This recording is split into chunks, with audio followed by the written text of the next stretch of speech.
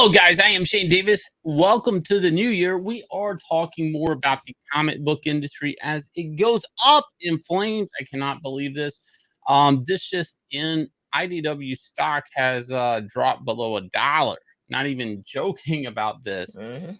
And we're going to talk a little bit of why this is came to be. Now, this is like kind of a death by a thousand cuts in a weird way, one bad business decision after another. But before we get into it, please hit like, subscribe, ring that bell for notification as we do talk about pop culture things. And we are officially on the march to 10,000 subs. So if you want to be part of this, please look down below, hit that little like, subscribe button, help this channel out this year. All right, explain to people why this is big news that IDW has officially dropped below $1 and what that means in the real world business. Well, basically, for the New York Stock Exchange at least, if your stock drops below $1 and it stays below $1 for 30 consecutive days, you'll be automatically delisted. Now, that may not mean anything to you guys, but basically, when your stock gets delisted from public, it pretty much means, yeah, this company is not very solvent. We do not recommend you do business with them. It's basically all kinds of red flags, I guess. So with IDW though, you can see in the course of a year, the stock value has pretty much fallen over 50%. So it's like an ongoing crisis with IDW. It looks like their peak was what? About $2+. And right now you can see it is only 94 cents. I don't really know what they mean by, it has to be below $1 for 30 days. Doesn't mean by the end of closing it's below $1. Doesn't mean throughout the day, maybe if it hits $1, it doesn't count. I do not know how they really count that. Right. But the fact is that you must think. If it's consecutive 30 days. Like what if they if it's 30 straight days. Reset? Yeah, I gotcha. The point is that how do you have this company, IDW, that once controlled really popular properties, they have licenses for Transformers, My Little Pony, all these good 80s stuff. They have G.I. Joe and Sonic the Hedgehog.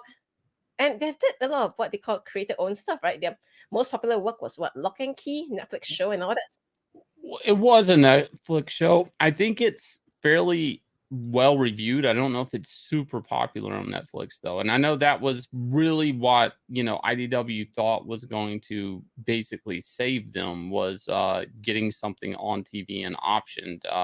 And that IDW in a nutshell as a comic book company, they would use the IP that they would license out, whether it's Transformers, G.I. Joe, like My Little Pony, to get comic book retailers to even open that part of the catalog to IDW.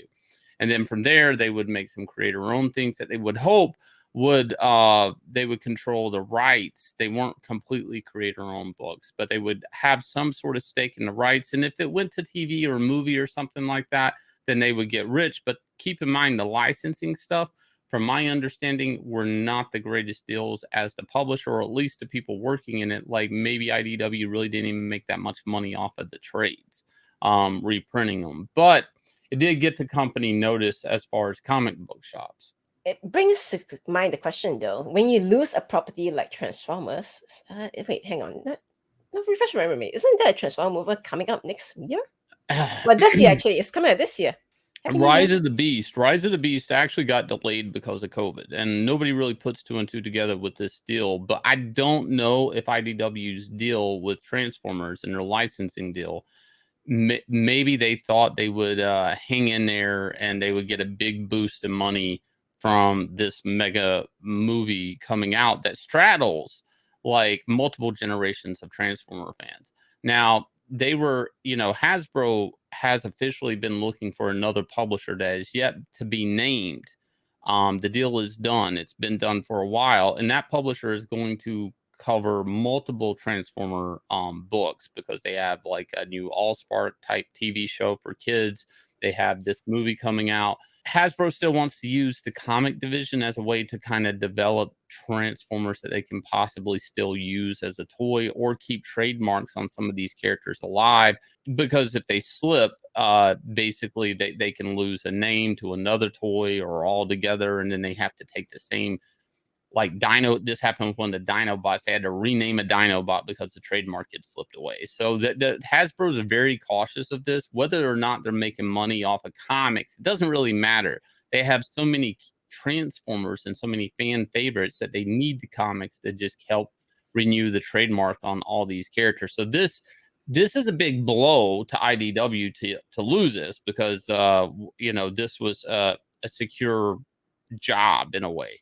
Whether you make money from it or not is really up to the publisher, but you do have a lot of characters people know that are household name.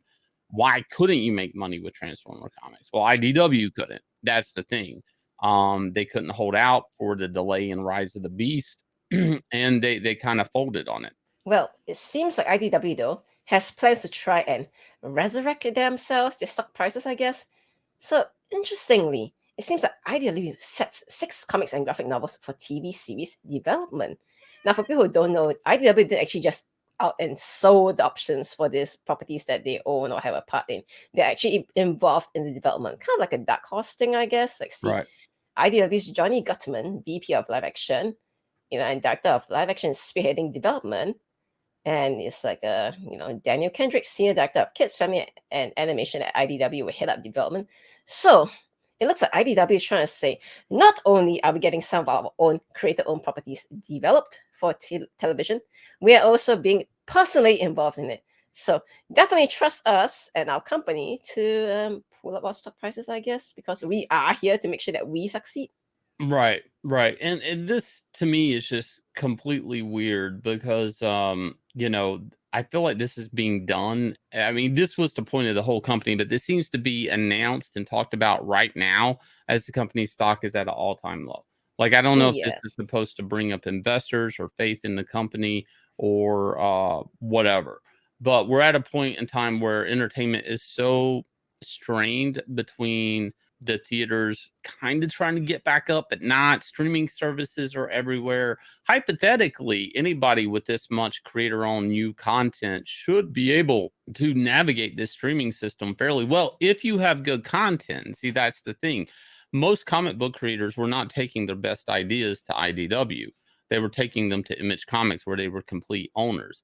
So everything that basically IDW has cultivated as far as new IP is actually, like, as far as creators' ideas, probably like their B level, C level, D level ideas that that either wouldn't get accepted at Image Comics or Dark Horse, and they ended up at IDW. Are these IPs worth anything? Are these going to be shows that mean anything? Is the zing and zag off the comic book being turned into a TV show mean anything?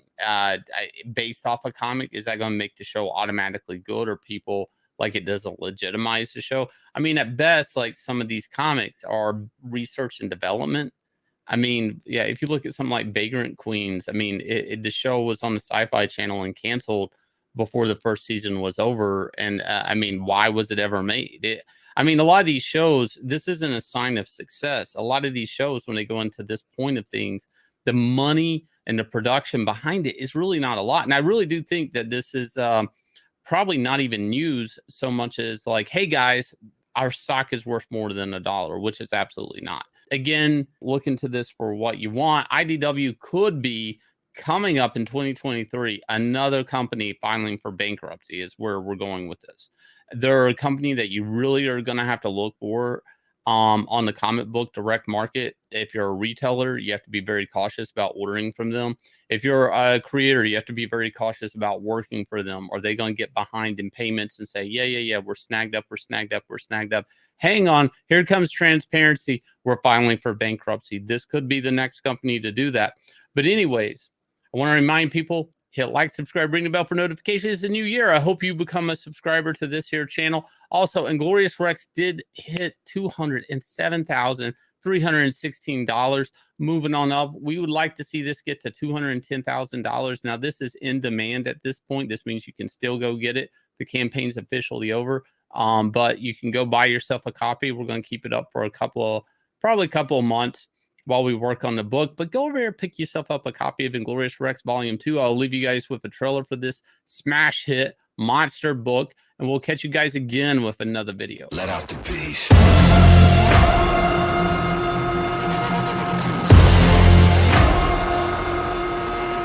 Let him out.